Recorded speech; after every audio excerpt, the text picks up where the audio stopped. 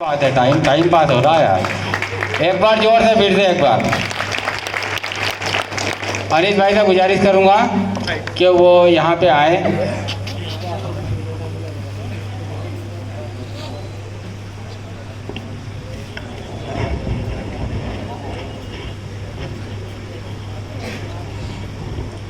अस्सलाम वालेकुम साथियों, आज की इस 25-26 वार्ड की मीटिंग में हमारे बीच शिरकत फरमा तमाम बुजुर्ग साथी है, ज़्यादा है।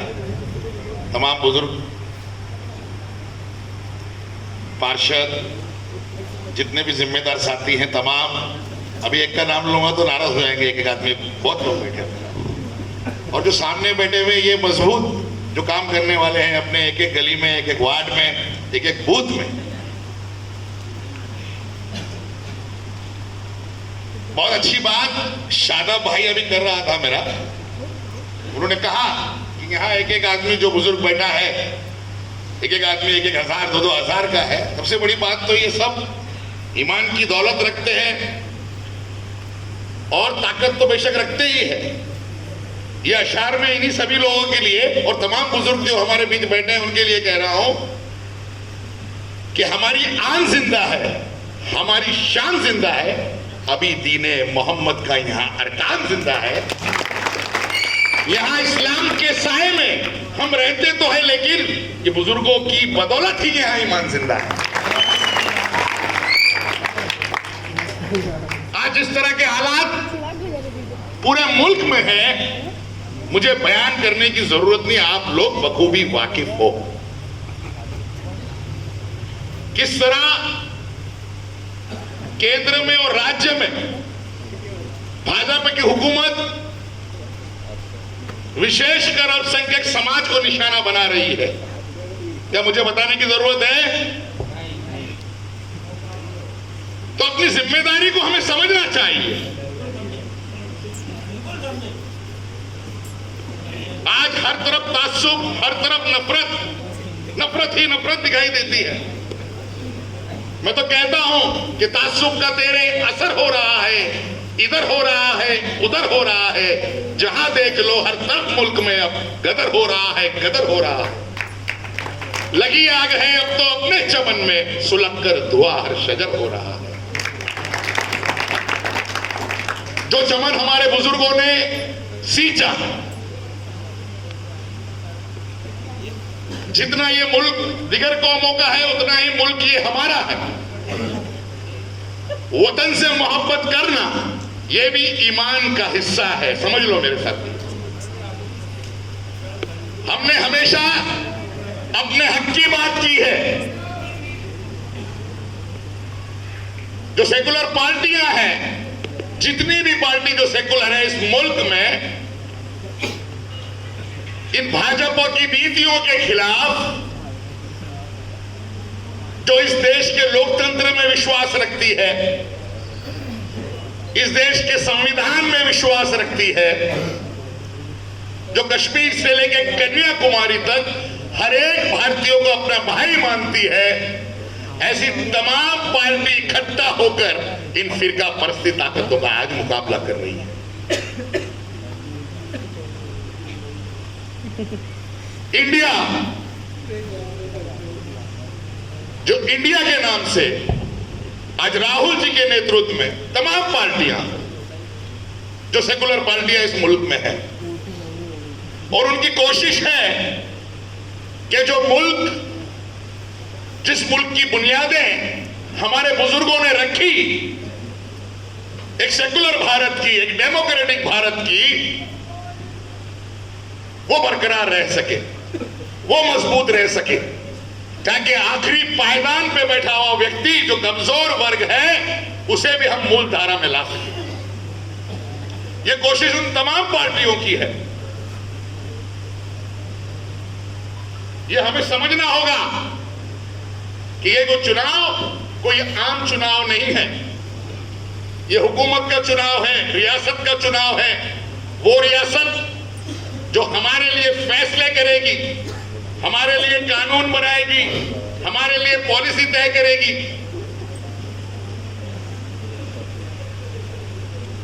पिछली बार भी मध्य प्रदेश की जनता ने, लोगों ने, आवाम ने बहुत बेहतरीन फैसला किया था और इन फिरका परस्ती ताकतों को उखाड़ के फेंक दिया था।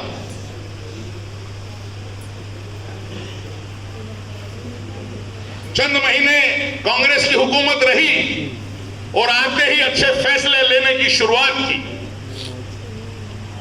आदरणीय कमलनाथ जी के नेतृत्व में सबसे पहले किसानों के कर्जे को माफ करने का काम कांग्रेस पार्टी ने किया।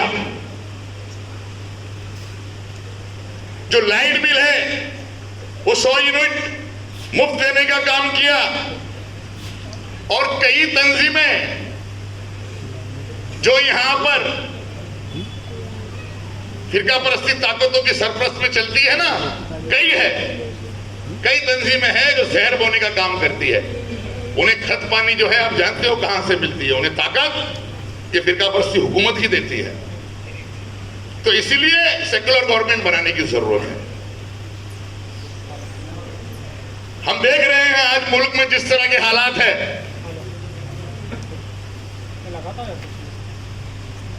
कल की खबर आई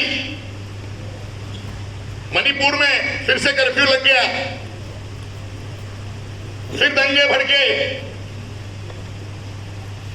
महाराष्ट्र में मराठा समाज आंदोलन पे उठा है, ओबीसी समाज आंदोलन कर रहा है। पूरे देश में कौन सा तबका, कौन सा समाज है जो इनसे परेशान नहीं है? हर समाज इनसे परेशान हो चुका है, उब चुका है। किसान उब चुका है, जवान उब चुका है, महिलाएं उब चुकी है, बेरोजगारी से नौजवान उब चुका है। मगर यह सिर्फ डिवाइड एंड रूल जो कोशिश अंग्रेजों ने की थी, फूट डालो और राज करो, हिंदू मुस्लिम दिन भर टीवी चालू करो तो टीवी पे वही हिंदू मुस्लिम वही जहनों में आपको देखने को मिलेगा। ताकि कौमों को हम फिरकों में, मजहबों में बांट दें और इस मुल्क में आसानी से राज कर सके। इसीलिए नफरत चारों तरफ है और इसलिए मैं कहता हूं बार बार कि नफरत का चलन तो यहां बेहिसाब है। चारों तरफ ही देश में हालत खराब है और हिंदुत्व का दिलों में जो जज्बा उबल रहा, ये सब सियासतों का फकत है खुबाब। इस सियासत को हमें समझना होगा। नाराजगियां कई होती है आपस में, पर सारी नाराजगी को हमें भुलाना होगा। अगर हम अपने बच्चों का और अपना मुस्तकबिल चाहते हैं तो हमें सेकुलर पार्टियों को हर शहर में, हर जिले में, हर सूबे में लाना ही होगा ताकि जो संविधान हमारे पुरखों ने, हमारे बुजुर्गों ने हमारे सुपुर्द किया वो महफूज रह सके। मेरे बुजुर्ग साथी जो यहाँ लाइन में बैठे हैं सब जिम्मेदार है अल्हम्दुलिल्लाह और सारी चीजों को बखूबी समझते हैं। वो शरारती तत्व हर जगह होते हैं, हर कौम में होते हैं, हर फिरके में होते हैं। हमारे बच्चों को, नौजवान साथियों को, हमारे दोस्तों को और जो लोग बिना मतलब के भी नाराज हो जाते हैं। आपने देखा होगा, मैं हमेशा कह रहा हूं बहुत दिन से कि शादियों में एक कैरेक्टर होता है बहुत बड़ा, फूफा जी।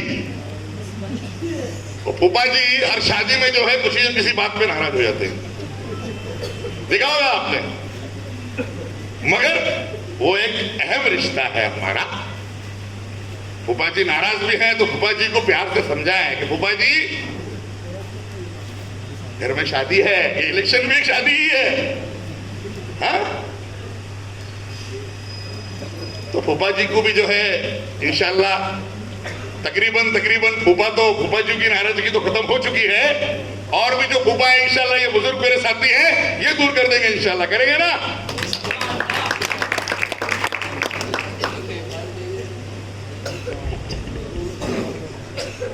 और रही बात मुसलमानों की, तो जिसके अंदर पास में ईमान की दौलत है वो किसी से नहीं डरता। करता है क्या? लोगों को जिंदगी उतनी अजीज होती है, मौत मुसलमानों को उतनी ज्यादा अजीज होती है।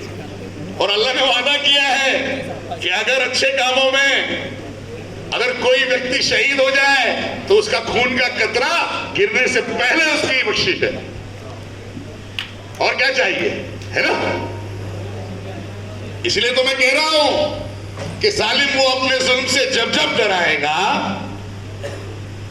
ये हौसला हमारा खुदा ही बढ़ाएगा। और रहमत पे उस खुदा की तो हमको यकीन है, मुश्किल में रास्ता वो खुदा ही बताएगा। और हर दौर में बुराई से लड़ने के वास्ते फिरौन घर जो आए तो मूसा भी आएगा। इंशाअल्लाह सब ईमान की दौलत यहां रखते हैं, सब जानकारी रखते हैं, सब अच्छे से बातों को समझते हैं। जितने भी साथी हमारे बैठे हैं, हर कोई यहां पर नबी के पैगाम को और अच्छी बातों को समझता है।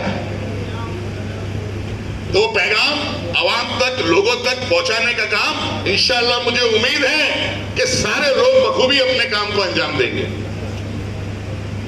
बूथ कमेटी की जो बात हुई अभी, ठीक है, बूथ कमेटी के कुछ लोग आए हैं, कुछ लोग नहीं आए हैं, मगर आप सब तमाम जिम्मेदार साथी हो। एक भी वोट, एक एक वोट कीमती है। पिछली दफा की जो सरकार आई थी भाजपा के केंद्र में, तो हमने एक नोटिस किया था कि महज 31% पे वो सरकार हुकूमत बनी थी, जो हम पर मुसल्लत हो गई।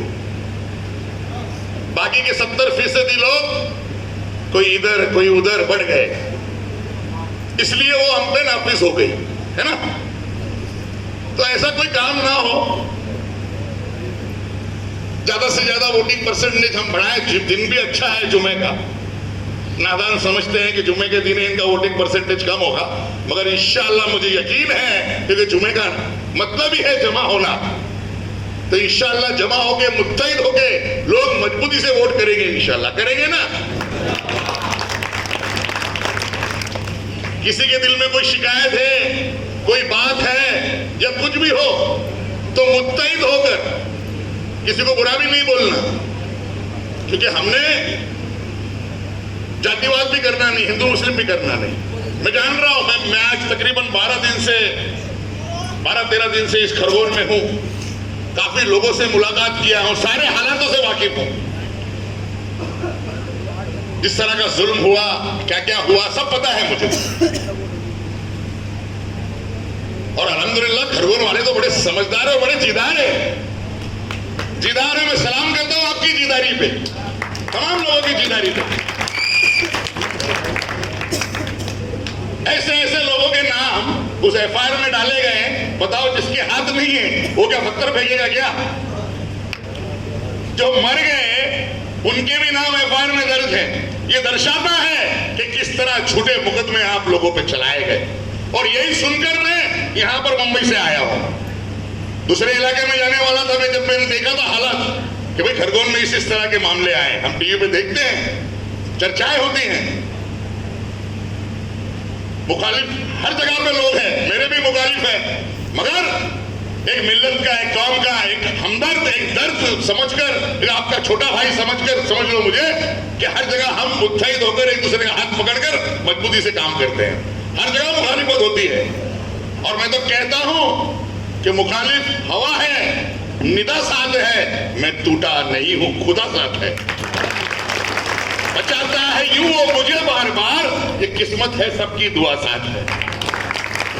अल्हम्दुलिल्लाह आप सबकी दुआएं मेरे साथ हैं। और कई मेरे भाई हैं जो मिल्लत के लिए सुप्रीम कोर्ट में भी लड़ते हैं, हाई कोर्ट में भी लड़ते हैं, किसी के इंतजार में नहीं रहते कि वो मदद करेगा फला, इंशाअल्लाह, और लड़ते रहेंगे। और हम आप सब लोगों को इतना ही मजबूत बनाना चाहते हैं, इसीलिए सेकुलर गवर्नमेंट का आना बहुत जरूरी है, जो हमारे नौजवानों के मुस्तकबिल का फैसला करेगी। करोगे इंशाअल्लाह, दिल से सब काम करोगे, लोगों को सब सारी चीजें बताओगे, और बहुत अच्छे वादे जो है कमलनाथ की सरकार इस बार दे रही है, ये भी बताना पड़ेगा। सबसे पहले तो गैस जो है 500 रुपए में, जो बजट जो बिगड़ता है वो किचन से ही बिगड़ता है। 500 रुपए में आज सबसे ज्यादा ड्रॉप आउट मैंने देखा हमारी कौम के बच्चों का ही है। चौथी के बाद, पांचवी के बाद ड्रॉप आउट बहुत ज्यादा है। तो बच्चों को पढ़ाएं, क्योंकि इल्म वो रोशनी है जो तरक्की के सारे दरवाजे खोलती है। इसलिए अल्लाह ने कुरान शरीफ में पहला ही लफ्ज जो है इकरा, पढ़ो। और अल्लाह के नबी की हदीस है कि इल्म हासिल करने के लिए तुम्हें चीन तक भी जाना पड़े तो जाओ, है ना। तो इल्म अपने बच्चों को पढ़ाओ, वो पढ़ेंगे तभी ही तरक्की कर पाएंगे। एक कॉलेज का सेमिनार था, मैंने कुछ अशार कहे बच्चों को कि पढ़ लिख के जहां में इमाम बनोगे, अनपढ़ जो रह गए तो तुम गुलाम बनोगे, और बेकार नहीं जाएगी ये डिग्रियां तेरी, एक रोज तुम ही देखना कलाम बनोगे। अपने बच्चों को पढ़ाओ, पहली से लेकर 8वीं तक 500 रुपए, 9वीं 10वीं में 1000 रुपए, और 11वीं 12वीं में 1500 रुपए। सरकार बच्चों को पढ़ाएगी भी और उसका मुआवजा भी देगी, पैसा भी देगी, पढ़ाओ भी और कमाओ भी। इतनी अच्छी स्कीम कोई सरकार देती है क्या? ये कांग्रेस सरकार दे रही है। बेटियों के लिए पैदा होने से शादी होने तक 2,51,000 रुपए। ये स्कीमें, ये वचननामा, ये वचन पत्र कांग्रेस दे रही है। लाइट का बिल 100 यूनिट फ्री, और उसके बाद आधा हाफ। ये वायदे कांग्रेस कर रही है, और कांग्रेस जो कहती है वो करती है, वो फेंकती नहीं है कि अच्छे दिन और बुरे दिन सबको पता है कौन से दिन है। और मकान बनाने के लिए, आवास योजना के लिए 5 लाख रुपए, स्वास्थ्य बीमा का 25 लाख रुपए तक का बजट है। तो ये सरकार आपके लिए बेहतरीन स्कीमें लाई है ना। तो ये सब जो वायदे हैं, जो वचन पत्र है, वो भी लोगों को आके समझाओ, वो भी समझाओ। दूसरी जो पार्टियां हैं जिसने आज तक जुमलेबाजी की, 15 लाख आ जाएंगे खाते में और फला आ जाएगा और ये आ जाएगा, आप देखो कुछ हुआ क्या? और बार बार कुछ ना कुछ नया जुमला। वो मामा 18 साल से लोगों को मामा बना रहा है, मध्य प्रदेश की जनता को बना रहा है, नहीं बना रहा है? हाँ, जिस तरह मरो का नाम गंगे में आया, मरो के नाम पे भी वह पाम घोटाला कर दिया, पैसा खाया नहीं खाया? हाँ, तो मामा ने खूब मामा बना लिया। अब मामा के जाने का टाइम आ गया है। क्या हो गया है? जाने का टाइम आ गया है, आ गया है ना। और वो कब जाएंगे, कैसे जाएंगे? जब हम लोग मुत्तहिद होकर वोट करेंगे, कांग्रेस पार्टी को वोट करेंगे, हम बटेंगे नहीं इधर उधर, तब ये सारी चीजें इंशाअल्लाह जरूर पूरी होगी। हमारे साथी बहुत काफी साथी, जमीयत के भी साथी बैठे हैं, दूसरे लोग भी बैठे हैं, इन्होंने हर दौर देखा है, हर दौर। जो झूठे वायदे भाजपा की सरकार जो आई थी, सबके साथ सबके विकास का नारा लेकर और बड़े बड़े जो जुमलेबाजी कर कर, तो मैं तो उनसे एक ही चीज पूछता हूं कि ख्वाब ऐसे ना आप दिखा मुझको, दिन है अच्छे कहां बता मुझको। तेरे वादे ये सिर्फ वादे हैं, तू फरेबी है वह पता मुझको। ये जो पाटीदार का उम्मीदवार आएगा ना, उससे भी ये बात कहना, क्या कहना? कि ख्वाब ऐसे ना आप दिखा मुझको, दिन है अच्छे कहां बता मुझको। अगर भाजपा का कोई उम्मीदवार आपके दरवाजे पे आ जाए तो उससे पूछना, क्योंकि इन्होंने जो भी कहा उसका उल्टा ही किया। कि सरकार केवल हम दो और हमारे दो व्यक्ति के लिए काम कर रही है। जो व्यक्ति 609 नंबर की पायदान पे था, आज भ्रष्टाचार करके सारी सुविधा सारे पैसे देके उस व्यक्ति को 2 नंबर पे लिया है। लाया नहीं लाया? नाम बताने की जरूरत है? मुझे पता है आपको कौन है, कौन है? हाँ, जानते हो? तो ये ऐसी बात है। तो ये सरकार ये पूंजीपतियों के लिए काम करती है। इन्हें ना किसानों से मतलब, ना गरीबों से मतलब, ना हिंदुओं से मतलब, ना मुसलमानों से मतलब। ये सिर्फ बहकाती है, डिवाइड एंड रूल कहने के लिए बोलती है कि हम हिंदुत्ववादी पार्टी है, हम बहुत कुछ करेंगे। मगर कोरोना में इतने लोग जो मरे कौन थे वो? किसान जो इतने आंदोलन में मर गए कौन थे वो? हाँ, ये किसी की फिक्र नहीं करती। देश की अगर फिक्र करना है, जोड़ना है, तो कांग्रेस आज इतने सालों का इतिहास रहा है, हर कौम का, हर सूबे का, हर प्रांत का नेता इस पार्टी के अंदर जिसने अपनी आहुति दी और मजबूती से सींचा, उस पर विश्वास दिखाया। कांग्रेस पे विश्वास करते हैं ना। आज चारों तरफ नफरत से जो लोगों के दिल टूट गए थे, जो मायूस हो गए थे, आज वो भी भारत जोड़ो यात्रा के बाद एक हिम्मत, एक हौसला उन्हें मिला या नहीं मिला? राहुल गांधी की भारत जोड़ो यात्रा के बाद हौसला मिला या नहीं मिला? मिला ना, क्योंकि हमारी सोच ही है भारत को जोड़ना, हर एक व्यक्ति को जोड़ना। और इन इशारों से मैं अपनी बात खत्म करता हूं कि भारत की एकता को ये हरगिज ना तोड़िए। चाहत है अगर वतन की तो नफरत को छोड़िए। इस मुल्क की तरक्की है अमन और अमान में, लोगों को इस वतन में मोहब्बत से जोड़िए, मोहब्बत से जोड़िए, मोहब्बत से जोड़िए। और इंशाल्लाह मोहब्बत से आप लोग वोट करोगे, पूरी ताकत से करोगे इंशाल्लाह। वादा हाथ ऊपर उठा के बोलो, सबके साथ, सबके सब जिम्मेदार। माशाल्लाह, माशाल्लाह, अल्लाह तुम्हें कामयाब करे।